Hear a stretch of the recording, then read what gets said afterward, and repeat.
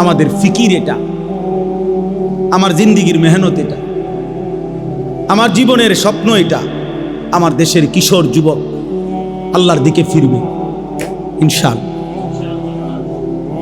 ইনশাআল্লাহ। আগামী দিনে ওরা মাহাদির পক্ষে লড়বে ইনশাআল্লাহ, দাজ্জালের বিরুদ্ধে লড়বে।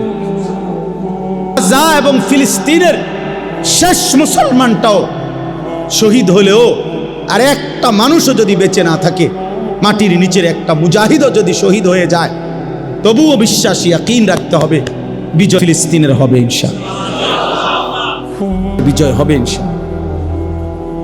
সে মালিক দেখাবে। পৃথিবীর কোন জালেমকে আল্লাহ তাআলা ধ্বংসের আগে পৃথিবীবাসী ভাবেও নাই ফেরাউনকে কেমনে ধ্বংস করবে। পৃথিবীবাসী জানতো না নমরুদকে মানুষ আল্লাহ কেমনে ধ্বংস করবে। পৃথিবীবাসী জানতো না কারুনকে আল্লাহ কেমনে ধ্বংস করবে। পৃথিবীবাসী জানতো না নূহ আলাইহিস সালামের কওমকে আল্লাহ কেমনে ধ্বংস করবে। পৃথিবীবাসী জানতো না।